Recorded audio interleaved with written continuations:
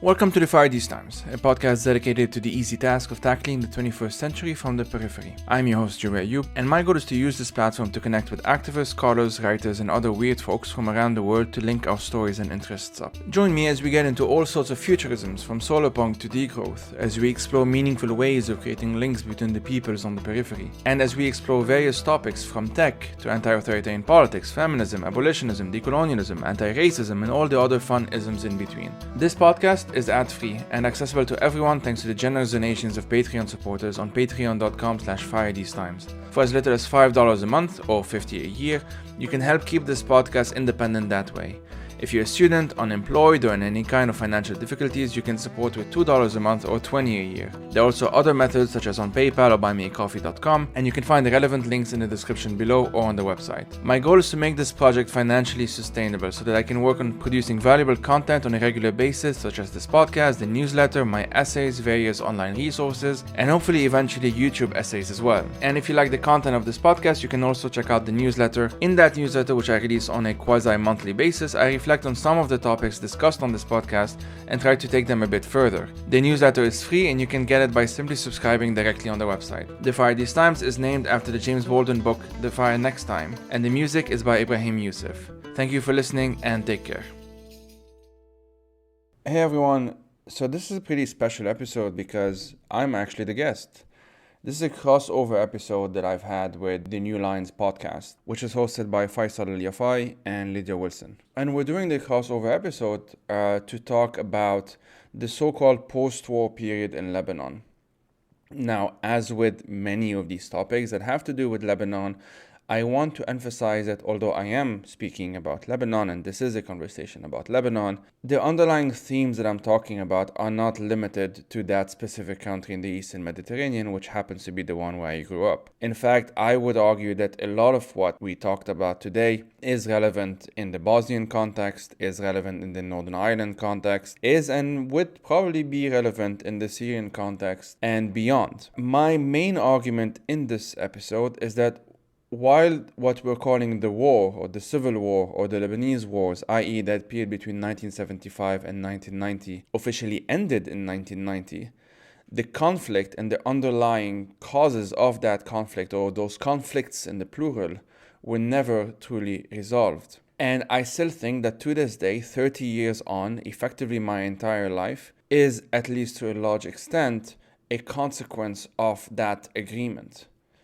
And I think that the crises that we're living through today in Lebanon are at least in part a consequence of not just that agreement specifically, but the entire political structure that made that agreement possible in the first place. I still think in many ways that what we refer to as the post-war is very much still a continuation of the so-called civil war by other means. Please check out the New Lines podcast, as well as obviously the website, newlinesmag.com, for some of the best stories from the Middle East and beyond. And as always, thank you for listening and take care.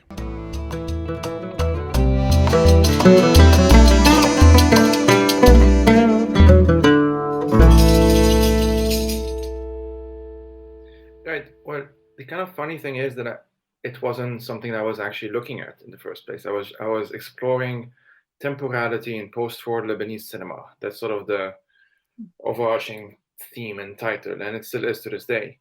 But the more I looked into it, and the more I looked into these films that were produced in the so-called post-war, so for those who don't know, we're referring to the period since 1990. The post-war, the wars obviously refer to the period between 1975 and 1990, usually referred to as the Lebanese Civil War in English. In Arabic, sometimes euphemistically referred to as ahdath, so like the events.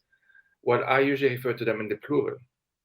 And the reason I do so is this thing that I started noticing, that all of these films produced in the 90s, and it's not just films, but I focus on films, in the 90s and early 2000s, and really to this day, that have the war, and here I'm putting it in quotation, in either as its, main theme of the film, or maybe in background, it's part of the plot in one way or another, is never truly resolved. There's always some kind of hauntings. There's always sometimes literal hauntings. There are films like Phantom Beirut where you literally have someone coming back from the dead. You have some films where you have a vampire, other films where you have sort of like ghostly apparitions, if you want. So again, this theme of haunting keeps on repeating itself time and time again.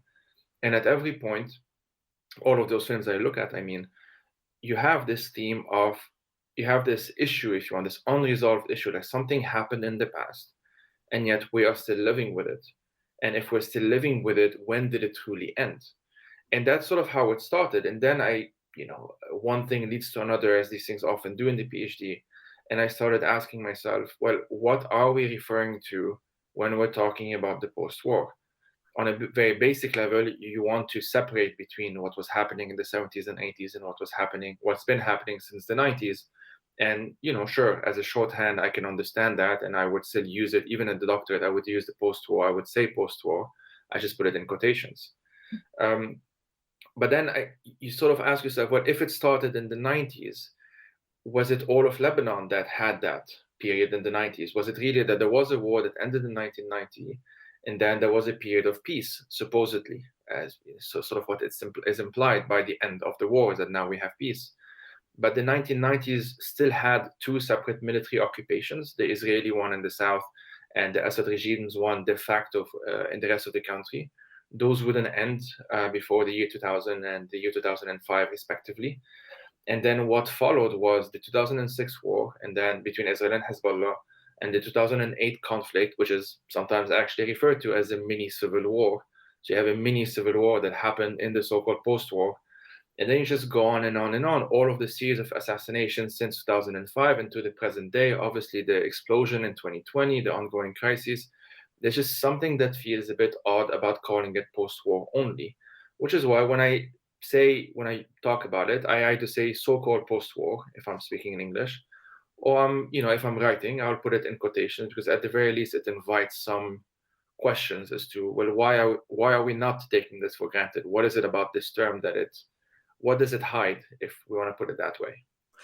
Well, let's just go back a bit. Why is Mm-hmm. it called post-war? So we had this agreement in 1990, the Ta'if Agreement, and that actually ended the fighting. So I can understand why it's a landmark date. But it also basically reaffirmed the status quo that led to the civil war in the first place, didn't it? Can you explain what that agreement actually was? Well, there's something very peculiar about that agreement, because for the most part, the people who were doing the fighting weren't the ones that were the ones negotiating it. It was very much like an international agreement, largely made possible in practice because of the Syrian regime's occupation, or as they would call it, stewardship of Lebanon. Um, and it didn't really address any of the underlying issues that led to the civil war in the first place.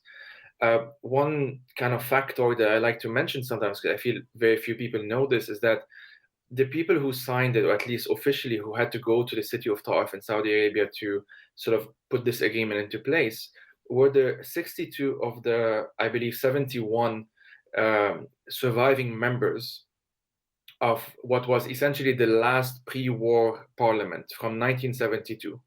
So we're recording this in 2022, and we're still sort of living in the aftermath of an agreement that was written 50 years ago, and which was, even by the time that it was signed, the people who were signing it had no real democratic legitimacy, if you want to put it that way. But obviously, that didn't really matter. It didn't really matter to the powers that be. It was very much, and we can get into it a bit more. It was very much a matter of kind of settling scores between Israel and Syria. Israel, as I said, got southern Lebanon and got to keep southern Lebanon until the year 2000. And Syria basically got the rest of Lebanon.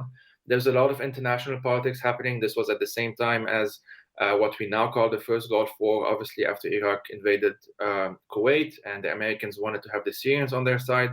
So there's a lot of things that were happening, if you want, in the background, and sometimes even in the foreground. They had very little, if anything, to do with what is with asking the question of what is the best thing that is needed right now for Lebanon and for the people of Lebanon. That was very much just an afterthought.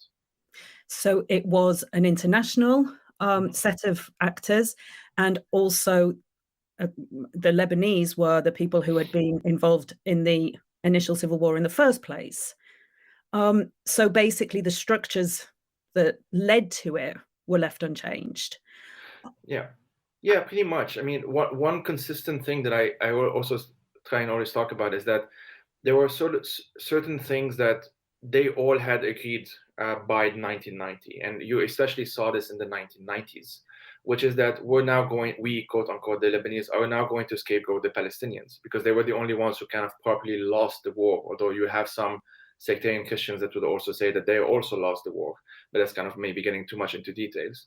But this is sort of part of it, is that at the end of the day, those in power, those who had made their power in the 70s and especially in the 80s, were the ones that created the status quo that we are still living with today. We're talking about figures to this day, the president, the speaker of parliament, various politicians and warlords and so on, that were the leading actors of what we're now calling the civil war, and that became essentially the leaders of the politicians and oligarchs and ex-warlords or current warlords in what we're calling the post-war. And of course, that has huge implications for accountability, right? Mm-hmm. I mean, they've escaped accountability for many crimes which happened throughout the conflict. What are the implications for a country if what led to a violent and protracted war are left unaddressed in this way? Yeah, we're talking about like the amnesty law that was passed in 91, I believe. And that amnesty law essentially forgave most crimes committed before the date when it was passed. And that includes basically the vast majority of all crimes committed. So we're talking about, mass murder, kidnapping, enforced disappearances, torture, rape, forced displacement, destruction of property, etc., etc. All of those things were completely forgiven, essentially. Like you had a situation in the 90s where you still had people in Lebanon who had loved ones disappeared, who had loved ones murdered, tortured, etc., who maybe themselves survived torture or forced displacement, and who had no legal path forward because, well, the crimes that were committed were not forgiven. And so why should it then surprise us that 30 years down the line we're dealing with the same men, and obviously they are all men, that there is no real chance? And some people would still hope that there might be, and I'm not gonna crush their dreams, but I think it's very unlikely that we will have accountability for the port explosion in 2020, for the assassination of Luqman Slim last year, for all of the assassinations that have been happening and occurring since the year 2005. I don't think it should really surprise us because, as I said, all of those power dynamics which created the violence that we saw in the 70s and 80s were simply sort of codified in the 90s. They continued fighting, if you want, but through other means, which were obviously better than the means that they were employing in the 80s, but they weren't exactly something that you would consider normal in a so-called peaceful scenario. Right. Of course, any cessation of violence is to be welcomed. That's the first step towards lasting peace and any healing of social trauma. But it's not the be-all and end-all. It's the first step. And there are many further necessary steps to do with accountability, transitional justice, and remembrance. What do you think the further steps should have been after the Ta'if Agreement? Well, obviously I won't have the perfect answer, but definitely there are certain steps that you would think would be pretty straightforward. One, the people who were forcibly displaced, there should have been a way for them to return to their homes. That's why after the quote unquote the end of the war, we had certain areas of Beirut and Lebanon that were more quote unquote ethnically homogeneous than they were prior to the war. And that was by design. You had those conflicts at some point took a sectarian dimension. So, if you were a Muslim in Eastern Beirut or a Christian in Western Beirut, you may have left and you may have wanted to go back to your home after the conflict ended, but there was no possibility of doing so for the most part. And so all of those things could have easily been addressed had they kind of thought about it, but that was just never a priority. Another obvious thing would be if you have a family member who was forcibly disappeared, well, you should know, you should have a right to know what happened to that loved one. To this day, we still have something called the committees of the families of the disappeared. And this isn't, unfortunately, not to be mistaken with the more recent committee of the families and the relatives of those who died in the Port of Beirut explosion. And again, you see those echoes and those parallels happening time and time again. One thing that is very iconic, I think, for those who know anything about Beirut after the war, quote unquote, is the reconstruction of Beirut, right? The high rises and what we call solidaire in Lebanon, the kind of the privatization that happened and all of that, supposedly ushering in a new era for Lebanon under this promise of foreign investment and everything. But what's usually sort of ignored is that in that same city center, you had, up until relatively recently, they dismantled it some years ago, the tent that was set up by a number of tents that was set up by families of those who were forcibly disappeared. And those people are the same people that were told by the government in the 90s and early 2000s that they should just consider their loved ones dead and move on, sometimes quite literally. And so the opposite has happened to accountability and memorialization. They've been told to move on.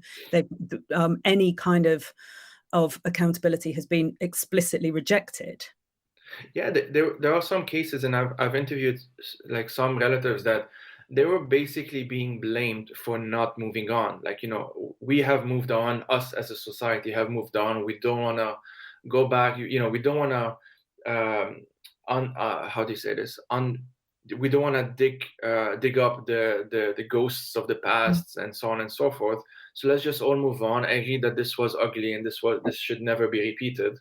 But your husband, your cousin, your son, your uncle, your whatnot, just stop talking about them. And that's quite literally what happened. And to this day, there are obviously relatives that are still alive that have no real idea of what happened to their loved one in some cases the 70s, if not the 80s.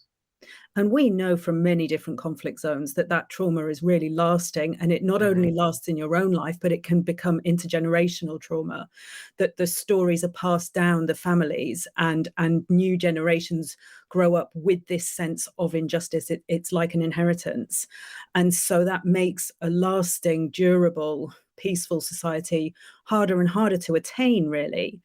I mean, what do you think post-war could look like? What would it mean to be post-war in a country that's experienced a civil conflict like Lebanon? What would the measurements or the markers be?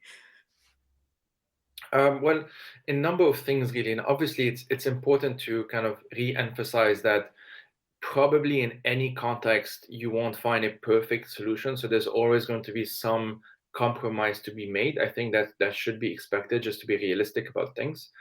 But there are certain things that you would not want to see. And again, one way forward would have been that if there's some kind of committee, a Truth and Reconciliation Committee, let's say, that assesses all of the wrongs or most of the wrongs that could possibly be assessed and tries and do something about it. Again, if you've lost your house, you should have some kind of compensation, and or you should be allowed to go back. If you've lost a loved one, well, you should have a right to find out what happened. And those that committed those crimes, there should be some form of accountability, because obviously the other side of the amnesty law is that all of those warlords and their henchmen and the people that would in the post-war, quote unquote, become the middlemen of the regime as we know it today, their crimes were simply forgiven. They could have murdered dozens of people and just picked up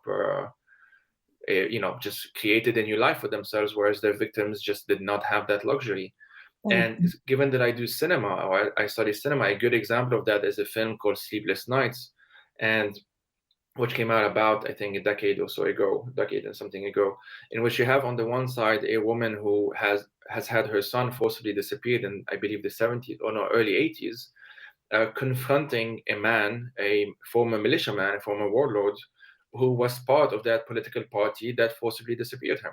And they know this, and they have no problem sort of admitting this, but no one wanted to take responsibility for it. And so you have a crime that, because of the amnesty law, among other things, and just general, I would say, like, lack of accountability in Lebanon, impunity is the word I was looking for. You would know that this happened. You would know that we have literal places in Beirut where we know this is a mass grave. Like, we know this is a mass grave at that specific location, and a hotel was built over it, or a restaurant was built over it, or it was, cemented, and they made a parking lot out of it. Like, we have those locations, we know where they are, and we're supposed to essentially pretend that they're not there. That's where the hauntings come in, if you see what I mean. Yes, and that's a very peculiar situation. It's not like nobody knows. It's not ignorance. I think impunity is a better word for it, because people know what happened when and who was involved. It's just there's no way of holding anybody to account, but also to receive any justice. in that situation. There's nothing that can really happen to balance that crime. Yeah, and because of that, I can give you a concrete example. I was interviewing a woman and her husband about 7, 8 years ago now, and their two sons were forcibly disappeared in 1982, if I remember correctly. And they don't know by whom. They thought maybe it was the Amal movement, for example, one of the main political parties. And so they found a way to literally ask Nabi Berri himself, the leader of that party and the Speaker of Parliament, who's been Speaker of Parliament since 1992, I should say. And he just told them, well, I don't know where they are. You should ask that other party, which is what they did. They went and they asked Hezbollah, and Hezbollah said, we don't know where they are. And you have this, and this is just an example. You have on the other side, you have this very similar examples. But what that ended up creating, all of this impunity, as we're calling it, like 30 years on, what that ended up doing is, as I've kind of said in one of my own essays, one of my book chapters, is that the agents of war became the de facto agents of peace. Meaning, and we see this all the time. You have Hassan Nasrallah or Samir Jaja, and all of those are names of former and or current warlords in Lebanon, and obviously politicians as well. Essentially say things like, if we don't calm things down, we risk a civil war. And we hear this all the time. Every few months, you have a politician who goes on television and who says, if we don't de-escalate, if we don't calm things down, we risk a civil war. But of course, the trick here is that the only people who are able to enact a civil war are them. They are the ones with the guns. They are the ones with the militias. They are the ones with the training. But they would say this, they would use this threat essentially against protesters, against independents, against peaceful activists, and so on and so forth. Because, well, what else are you going to do about it? You can easily, and because enough people are terrified of a return of a civil war, people know that a civil war is always possible. Then at some point, it's enough to pacify many people. It's enough to scare people into essentially submission, which is what we continue seeing to this day. I mean, it's a textbook protection racket. You need to pay somebody to prevent them destroying your business or whatever it is. Yeah, that's why we hear comparisons to the mafia. Obviously, in Lebanon, it is. Unfortunately, these comparisons tend to be overdone, but in this case, it is what it is. I do think it fits that definition pretty well. I want us to talk a little bit about what that collective amnesia does to a society. You've talked a lot about what it means on an individual level. And of course, anybody who has followed the stories of the disappeared knows how harrowing it is. I mean, how people have died not knowing what happened to their loved ones. People have lived 3 decades now without knowing. But as a society, what happens when you have that collective amnesia, when there's this collective decision to ignore the past? Well, I would kind of just push back just slightly against the notion of a collective amnesia. I call this kind of the amnesia thesis, just because it is something that has been discussed a lot in the 90s, early 2000s. And to this day, we still see this question, like, is there a collective amnesia in Lebanon? And to some extent there is. I'm not going to deny that completely. But I think we should just emphasize the fact that even if there weren't, even if every single individual in Lebanon remembered, quote unquote, everything that happened in the correct order of things, and just, wasn't kind of prone to brainwash or to kind of misinformation and all of that, even if that were the case, it still wouldn't change the fact that, legally speaking, those crimes were forgiven.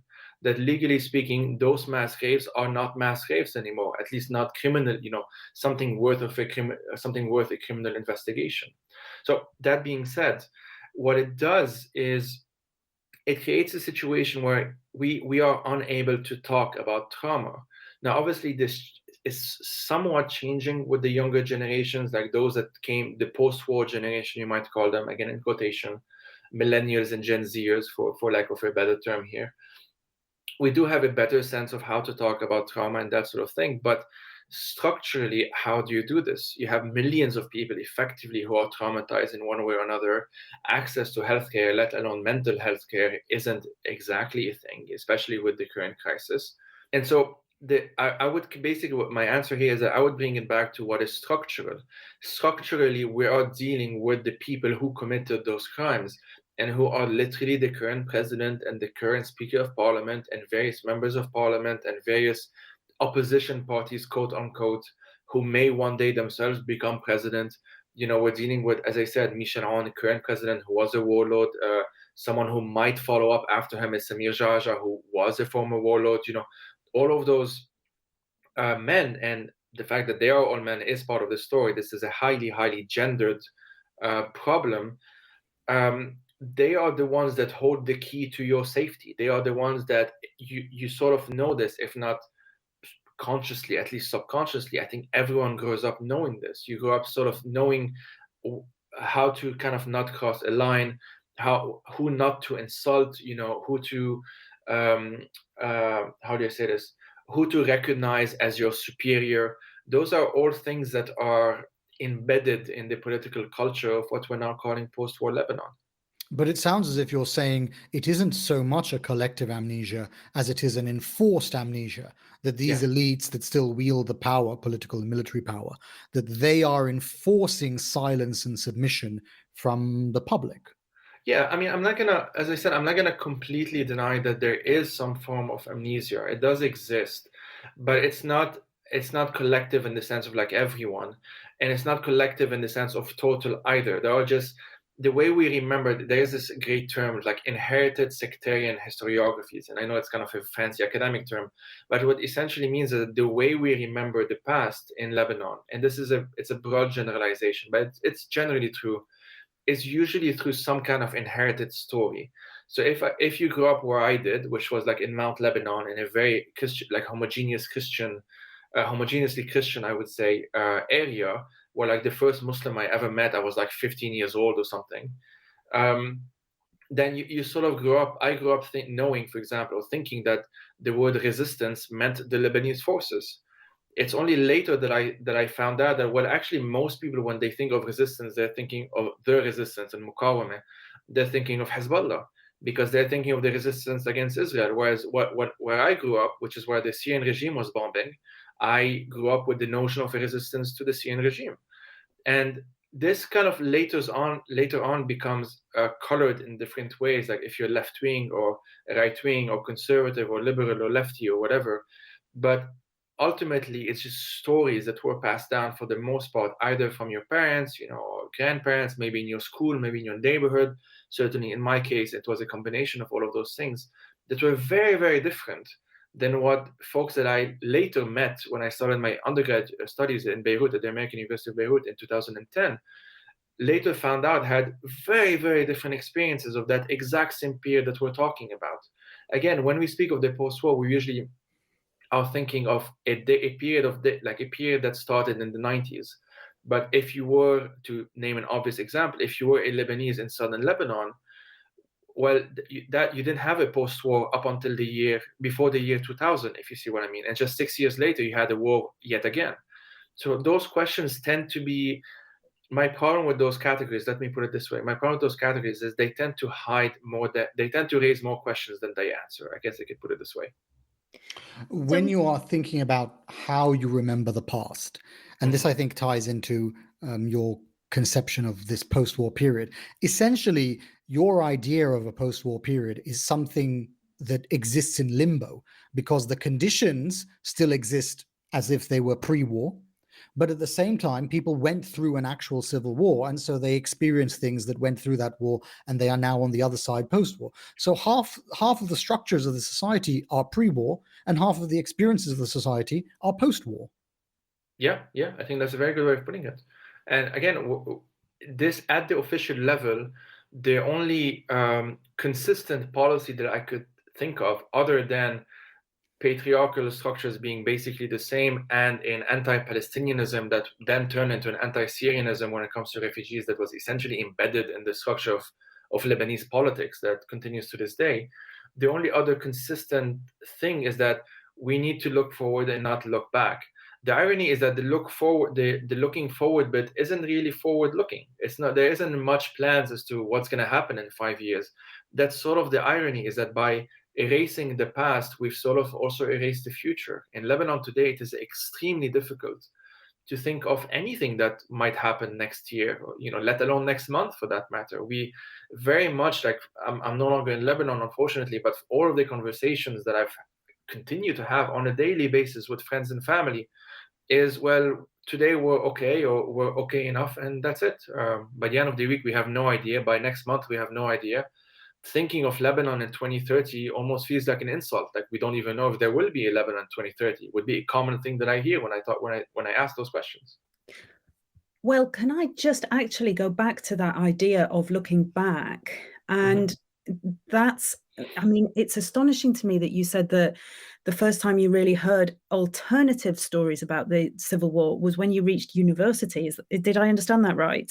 Yeah, and I actually think this is pretty common. In Beirut, you have more chances of mixing with other folks, and in other parts of Lebanon you do, but in many areas, including the area where I grew up in, for the most part, you would more or less be told a single story. And of course, there aren't any official narratives or memorials. No. The history textbooks in schools all finish in 1975. And so, as you've described, all the narratives, by definition, must circulate by word of mouth alone. And that also means within a sect, a family, another trusted community. And I mean, I've heard of lots of different personal and civic responses to that, using various art forms and civic spaces, like those walks you can do down the Green Line. And there's been some street theatre that I heard about, and so many individuals have tried to overcome this what Faisal's calling collective amnesia, but there hasn't been anything coordinated, nothing countrywide to deal with the traumatic memories. And now. No. We talked about, you've talked very clearly about what that happens to, how that affects how people think about the country. But another thing is that sectarianism can actually become more entrenched than during the violence. Because the stories of injustice are not balanced by learning what others went through, or how an understanding of how such a widespread violence can impact everybody in society. And so a few decades after Ta'if, getting to be 50 years after the beginning of the Civil War, do you think Lebanon might produce an official version of the history of the conflict? Is that even possible now, given the frailty of memory and the lack of historical documents, as well as the unwillingness of those in charge to do so? No, I don't think, at the very least, not anytime soon, like not in the near future. And the reason for that is pretty simple. The people that would have to enact those, let's say, establish a Truth and Reconciliation Committee would have to implicate themselves. And for that same reason, we will probably, I mean, I don't know, I could be wrong, but probably never find out, quote unquote, the truth about what happened at the Port of Beirut explosion, because as far as we know, everything that has come out since, a lot of them, if not all of them, at least knew about the presence of the ammonium nitrate, for example. So when it comes to, we're talking about 2020, and we're probably not going to find out, let alone what's been happening what happened in the 70s and 80s and after. Again, the post-war includes the post-2005 assassinations, from the Prime Minister Rafiq Hariri to journalists like Samir Asir or Gibran Twaini. Last year, as I mentioned, Luqman Slim, and a number of other politicians. You can personally reach your conclusions, like as I have done, but that doesn't do much to the actual victims, or their families. And because of that, I really think I personally don't see any room for change anytime soon. I wish I did, and I'm talking about like at the official level. There's always potential for change elsewhere, and maybe we can talk about this more in a bit. But just to repeat myself again, like the reason for that is very simple. They will not establish a Truth and Reconciliation Committees if it can mean that they are going to be personally implicated. And if they establish one with that caveat, well, we're kind of ignoring the vast majority of crimes that were committed, because most of them were committed by those same actors. But it's not only the impact of a lack of a coherent narrative shared among the country isn't something that only affects those communities. It also affects outsiders, Lydia. I mean, you and I have spent a lot of time in Beirut. You've seen these images, like the hotel, the Holiday Inn in Beirut. You can see that it's got bullet holes to it and so on. I wonder, Lydia, if when we go into a country like that and we're trying to understand what is happening, I think probably that lack of a collective narrative actually impacts that aspect of it as well, don't you think?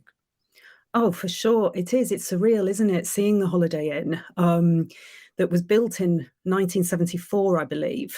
And then it was a witness at the site of the infamous Battle of the Hotels, which raged for months. And the bullet holes, the shell holes are still there. And it's all very obviously been through conflict, and yet there's no information at all. It's barricaded off. There are security guards, but there's no information. And if you ask, you can make people uncomfortable. And it's like a silent memorial. It's standing there in the middle of Beirut. It doesn't go away. It's completely obvious that there was a war there. And yet nobody's really talking about it. And so, I mean, yeah, I grew up in a time where the civil war was going on, that Lebanon was known for being basically like the Holiday Inn still looks.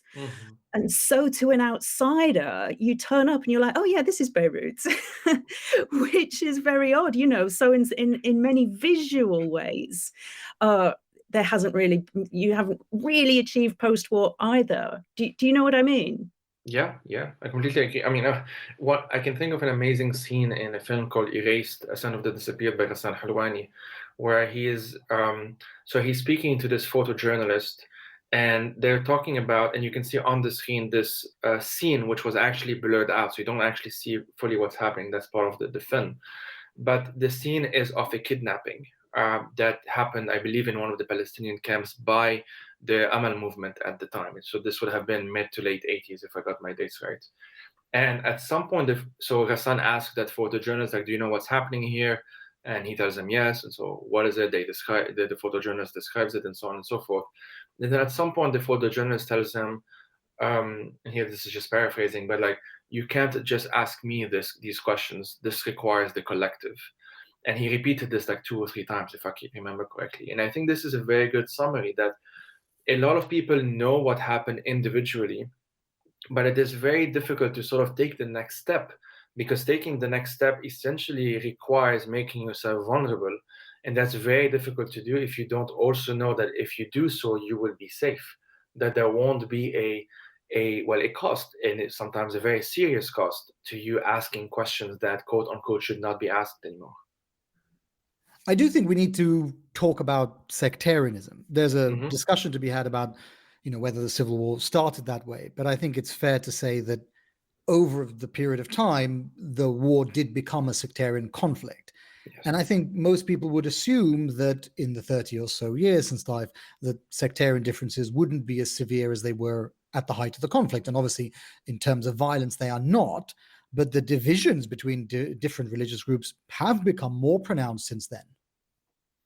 Yeah, and that's by design. As I mentioned, I might get this specific number right, but something along the lines of Muslims in East Beirut went from 40% to something like 5 or 10% by the late 80s. And there was never any, and this is just one example, there was never any attempt to redress that wrong. And from the perspective of the warlords that kind of came up on top after the signing of the Taif Agreement, why should there be? Now at least they have even more homogeneous enclaves, if you want, that they can rule over, which is exactly what we see today. So yeah, those divisions are there by design. As I said, Lebanon being such a tiny country, and yet it took like a decade and a half, and I was in a pretty, I would say, like very liberal, open-minded, middle-class family. It's unless you have a reason or you know where to go or whatnot, you could easily live your life, probably not your entire life, but at least most of your life in relatively isolated silos in Lebanon, despite its tiny size.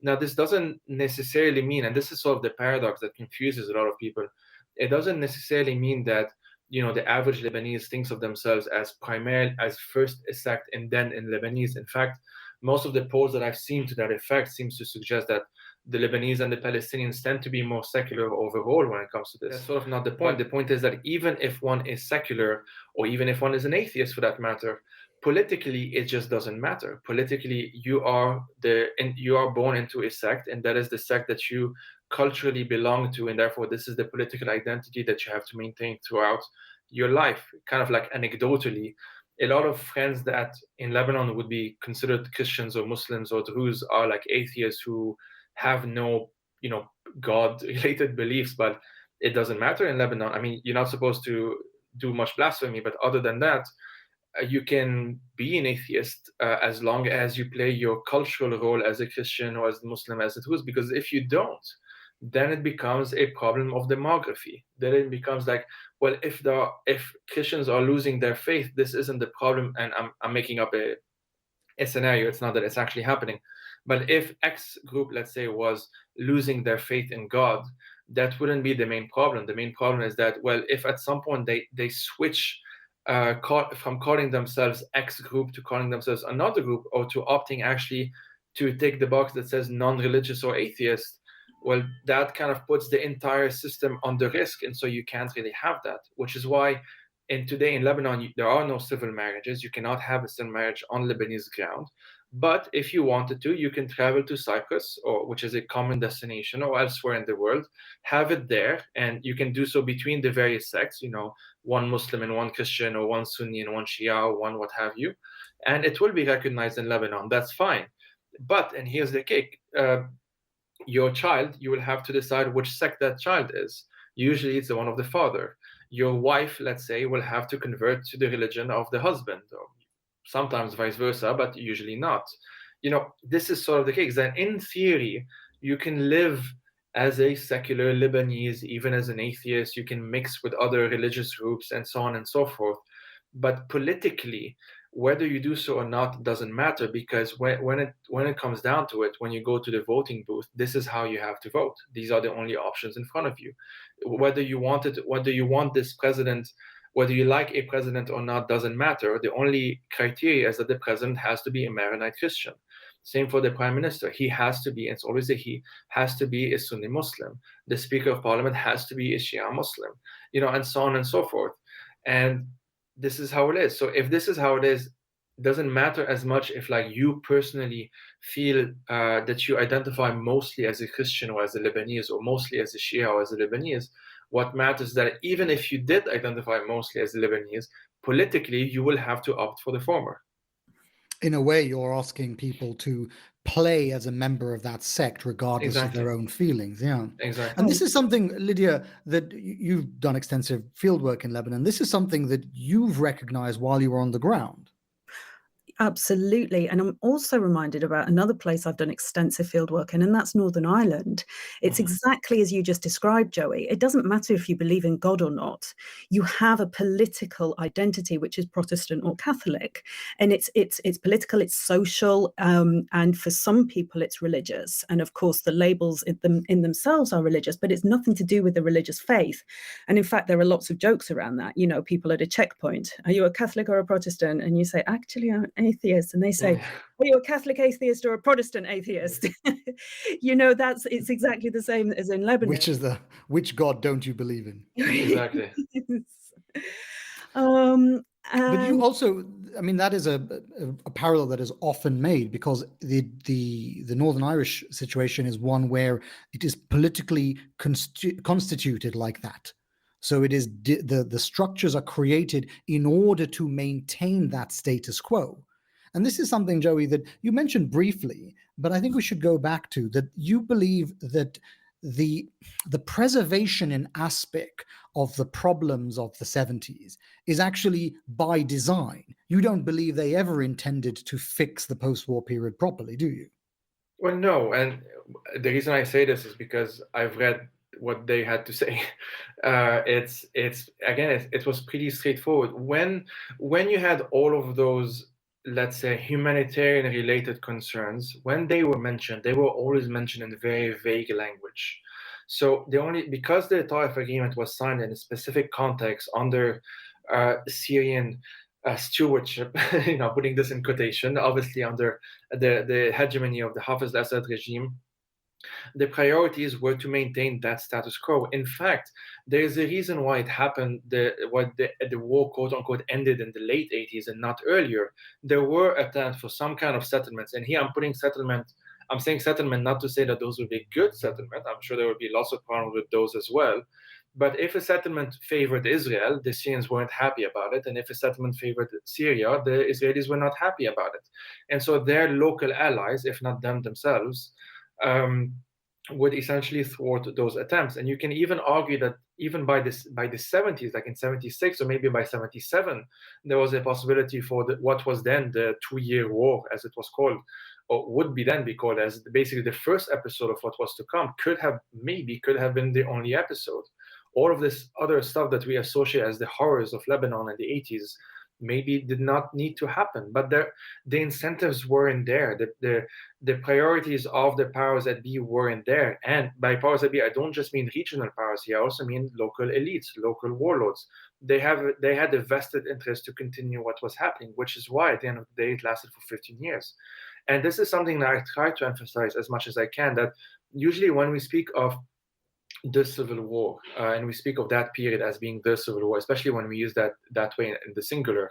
That's sort of why I kind of often use the plural. I call them the Lebanese Wars, to emphasize that it was multiple things that in the end was sort of, you might say this was a period of history, but many things happened in that period of history.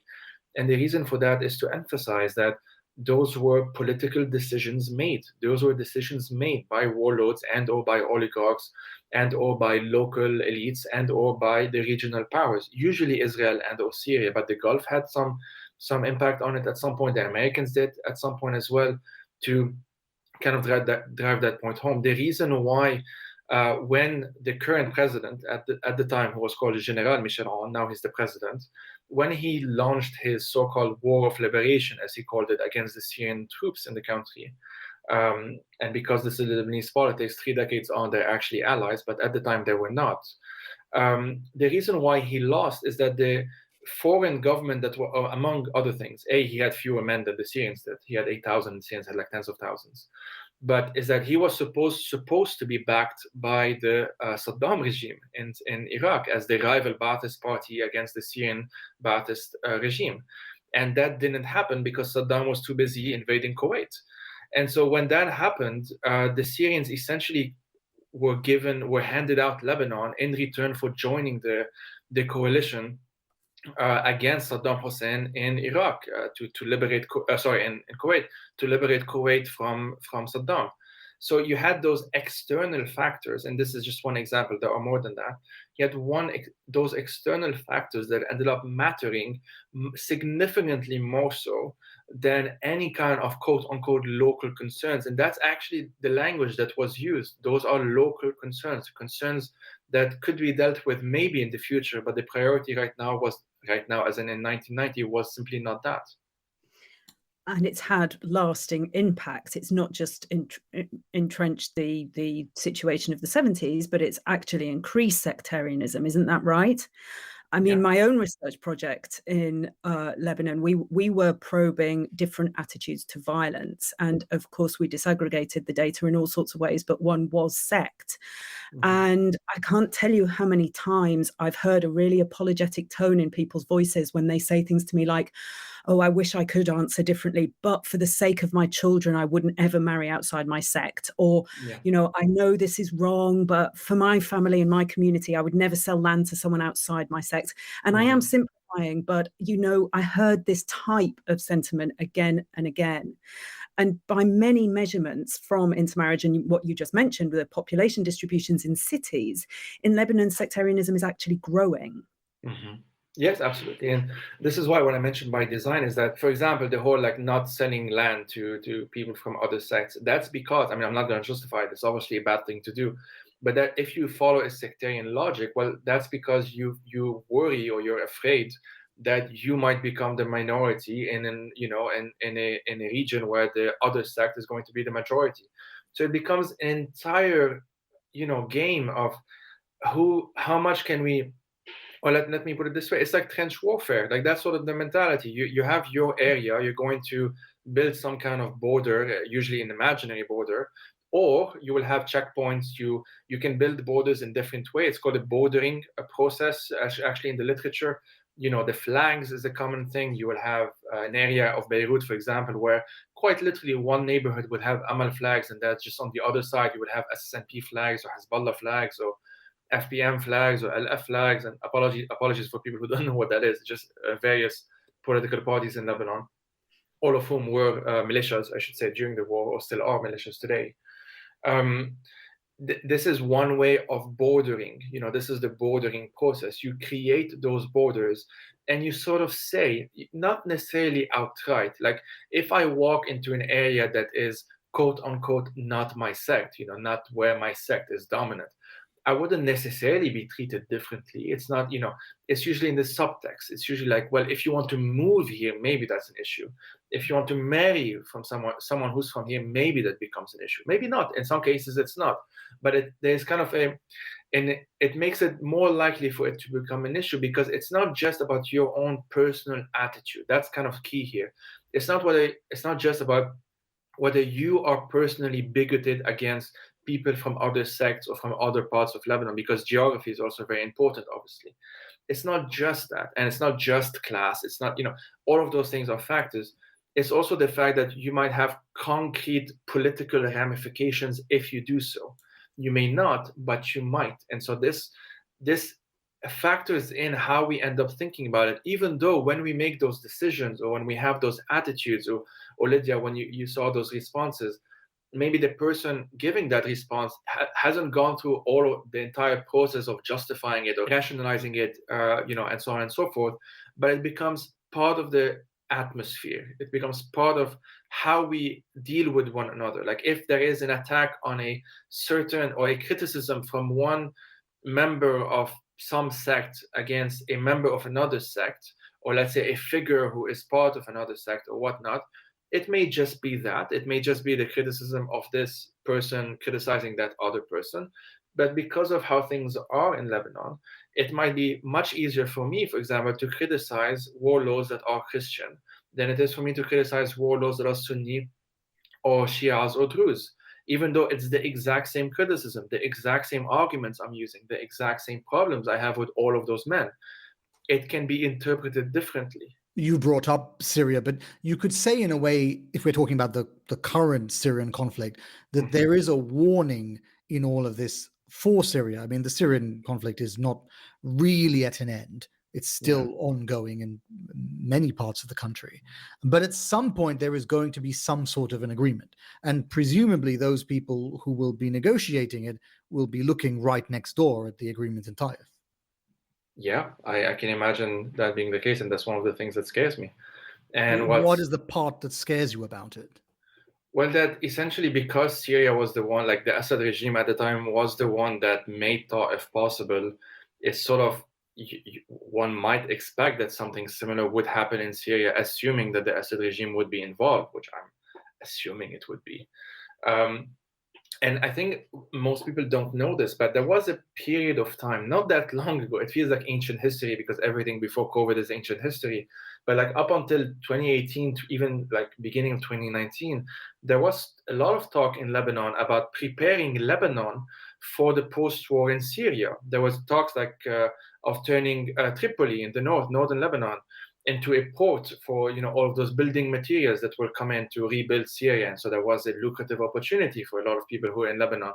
They were the elites in Lebanon, at least a lot of them, were adopting the same logic that they themselves applied in Lebanon 20 years, 30 years prior, in what they assume would be the Syrian context.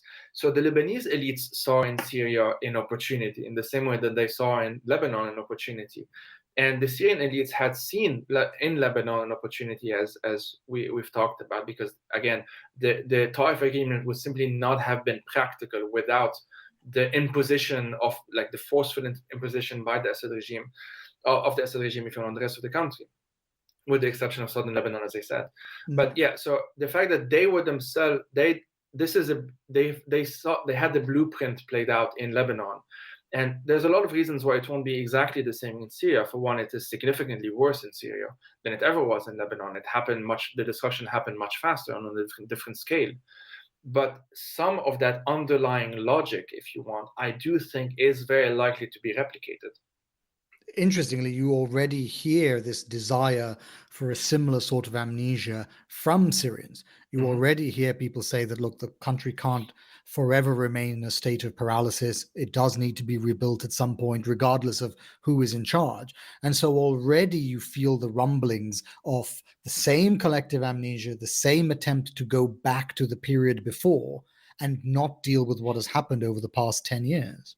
Yeah, and I understand it. It's a decade of trauma and horror. A lot of people just wanted to just go back to the good old days prior that, and everything starts looking like the good old days compared to the past decade. In Lebanon, it's very common to romanticize the pre-75, period. The common cliche of like the Switzerland of the Middle East and Beirut being the Paris of the Middle East and all of that stuff, sort of forgetting that we had a literal civil war in 1958, for example, and various issues in the 60s as well.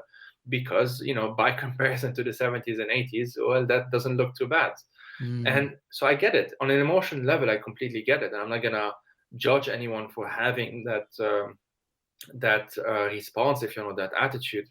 The problem is, the problem that, what I would tell those people that we're talking about here, I have heard the same from friends and other, their relatives especially and stuff like that.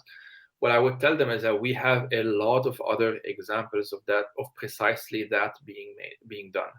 We have a lot of examples in which the need to simply move on was done in a way that was simply not long-term, was simply done in a way to stop the immediate fighting, which is very important. As Lydia said before, this is obviously the first step. There's no doubt about it, regardless of like a very bad ceasefire is so much better than a perfect one that happened 10 years later, right? And so I completely agree with that. I completely understand. The problem is the day after. The problem is, what do you do after that? Lydia, the situation in Lebanon obviously has a sectarian tinge to it. That sectarianism is not going to pertain in Syria to the same degree. But what might happen is that the dividing lines might harden around politics, around what you did before, which side were you on in the early part of the revolution. Yes, absolutely. Although the sectarianism, as seen in so many other conflicts, has become more and more important. But yes, there isn't the same kind of aspect as in Lebanon, partly because the minority, there's a bigger majority and the minorities are smaller. But those boundaries have hardened. In terms of the political realities, there is going to have to be a lot of amnesia, certainly in the early days, in order to establish a ceasefire. And I think there is going to be a vast difference in how people perceive who the victims are. And that is going to be extremely difficult to navigate in terms of producing the narratives, even more so, or just as much as in Lebanon. And that's because there's such secrecy, the kind of secrecy, Joey, you were talking about. We know where the mass graves are, and yeah, somebody built something on top of them, but we know there's so much in Syria that we don't know, and I don't know if we ever will. And that kind of lacunae is going to be incredibly hard for the people left behind. First of all, to feel like they're getting anywhere with understanding what happened and coming to terms with it and getting any kind of understanding and closure, but also for the historians trying to figure things out. And that means there's going to be terrible difficulties for the politicians of the future. Nobody knows really what happened and what needs to happen to provide any kind of, I don't know, durable peace. Yeah, and in a way, Syria might be worse in some ways, because in Lebanon, you have various communities, and all of those communities have an interest in finding out what the other communities did and also hiding what they did. But when you think about Syria, there's really only the core of a regime which wants to hide what they did. And then people who want to know what the regime did to them. I suppose there are various militias and versions of that, but it's not the same. The community split is not the same as it is in Lebanon. And so the push forward to try to have the reconciliation, to try to understand where the bodies are buried, is not going to come in the same way as it came in Lebanon. No, and I think that's why, I think that's a very good example, because if you do Lebanon-Syria comparisons, and the Lebanese do that quite a lot, I think, one thing that would be often brought up is what you just said, that in Lebanon we don't really have a sectarian majority of any kind. At the very least, if you divide Sunnis and Shias up, which tends to be the case, you have roughly the same amount in here, like, because we don't have an actual census, which is actually part of the problem in Lebanon. Yeah. But we sort of have the same amount of Shia, Sunnis, Christians. The only minority really are the Druze. They're like about 10%. And so, but because you have as the counterexample of that a place like Syria, where you do have a majority and you have a minority ruling over the majority. Now, obviously, it's more complicated than that, but you have that element that's sometimes used as like, well, we don't want that in Lebanon. Therefore, we need to maintain the sectarian balances at all costs, even if those sectarian balances are not literally accurate. Because, as I said, we don't actually know how many Sunnis and Shias and Christians there are in Lebanon. But politically, you're supposed to continue acting essentially as if there is a parity in numerical parity between all of those sects. In a way, there is so much pretense and so much imagining going on. I mean, these are imagined communities because we don't know the numbers. There hasn't been a census since the 30s. Mm-hmm. There's an imaginary way that people have to behave because they have to maintain that sectarian identity even when they don't believe in it. You're asking people to go through life and a society to move through the world in a way that requires a lot of imagining. Yeah, I think so.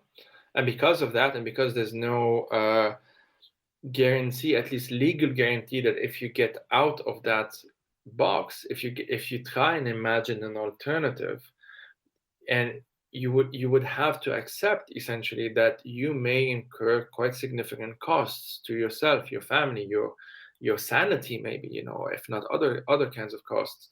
And because of that, just most people don't do it.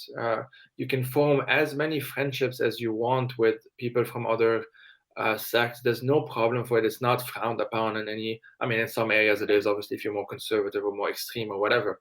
But generally speaking, it's okay. No one really cares about these things. Having Muslims and Christians over for dinner, no one really cares about these things. It's seen actually as a good performance of how everything is fine in Lebanon. It's actually encouraged in many ways, you might say. Yeah. But politically, this is the problem. Politically is that even you may have Muslims and Christians over for dinner, but the president has to be Christian, the prime minister has to be Sunni, and the speaker of parliament has to be Shia. And if you threaten that status quo, and I'm just naming the obvious one, the general of the army has to be, I think, Maronite, etc., and different other examples as well.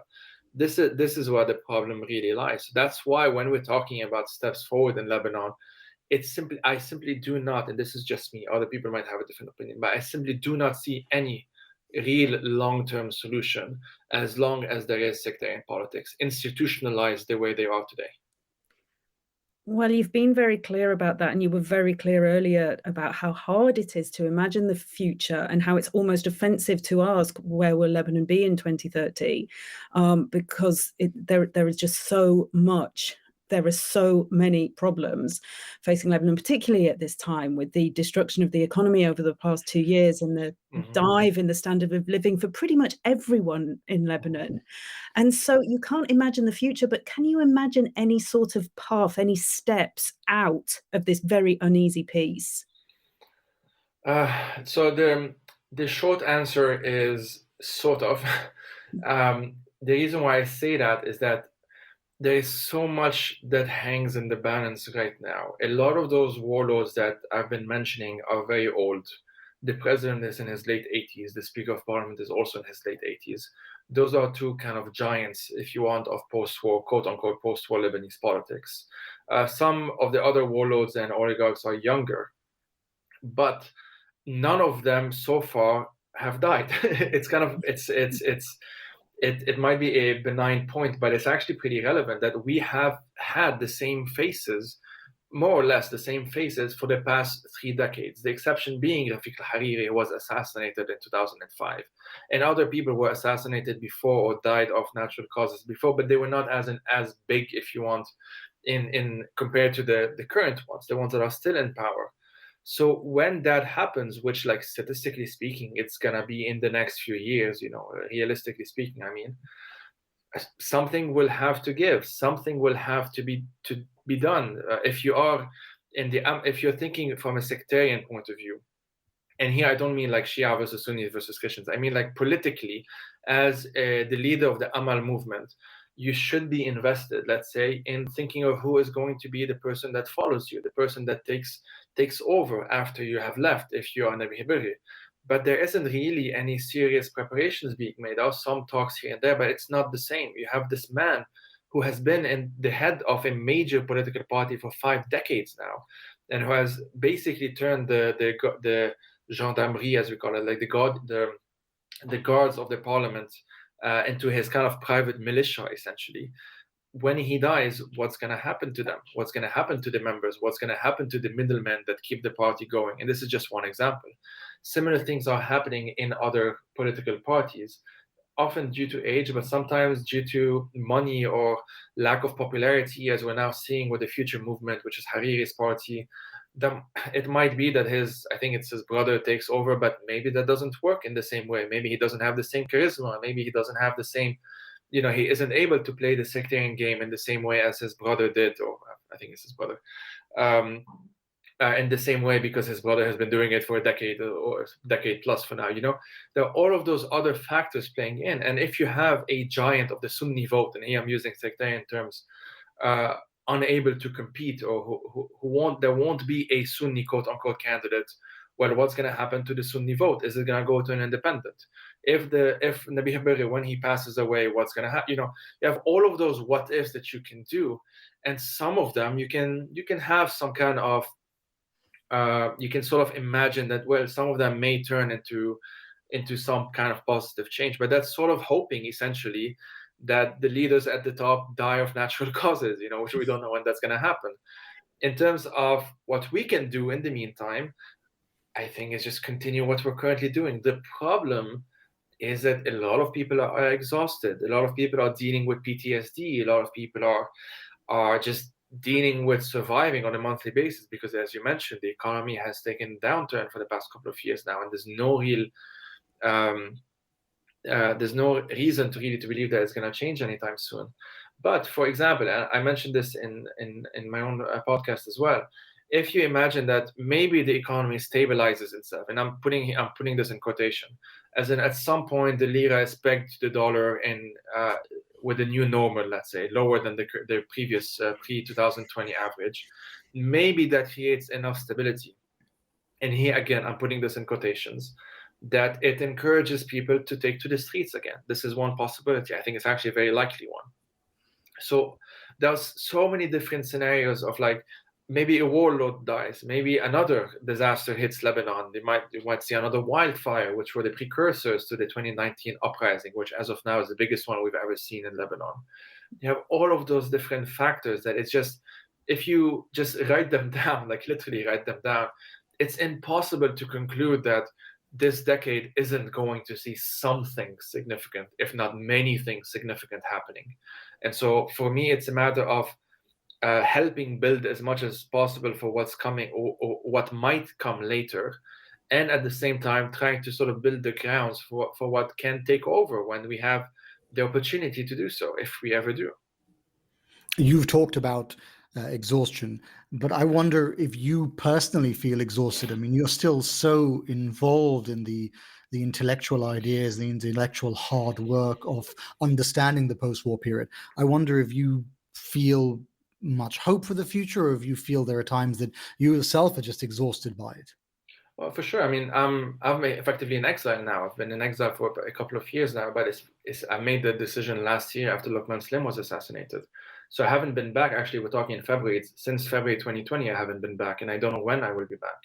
There are lots of people that maybe haven't made that decision or can't because of visa issues or whatnot, but have taken a step back from politics, have simply chosen to dedicate their energies elsewhere, which I completely understand this instinct to do, because at the end of the day, you are worried that something can happen to you. This is the thing about Lebanon, is that we don't have one Assad regime, for example, to fear in the same way. We have smaller ones that obviously is a blessing in many ways, that we don't have to run for our lives all the time.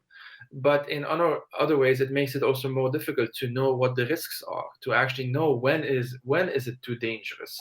to challenge the status quo? When have you crossed the line, as Luqman Slim clearly did last year? Like when will you get, what is the thing that will end your life? What is the thing that will maybe force you out of a job? What is that red line? You never know what that red line is. The partisans of those political parties usually say الخط الأحمر, so the red line is the warlord, الخط الأحمر, نبيه بري, مش العون, نصر الله, جعجع, etc.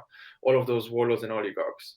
But other than that, you don't really know what the red line is. And so that obviously creates a situation, and it's happened in my own personal life, in the life of many of my friends, where you sort of have to not keep your mouth shut.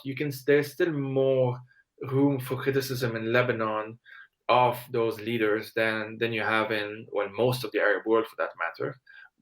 We're still luckier in that respect, although I'm not sure lucky is the term for it. But we have a bit more room to maneuver through all of these things. But you don't know what the limit is. Sorry, maybe I'm repeating myself, but you don't know what the limit is. And because of that, it makes it very difficult to plan for the future accordingly. So essentially, yes, many people are on survival mode. And once you have figured that part out, once you figured out how to secure your short-term future, having enough of an income, having enough of savings, etc., etc., maybe then you can start thinking a few months ahead, a few years ahead, which is why, for me, it's impossible to imagine the short-term future in Lebanon, other than to say something is probably going to happen, or many things are probably going to happen. It's just unlikely, I think, that the way things are right now are going to continue for very long.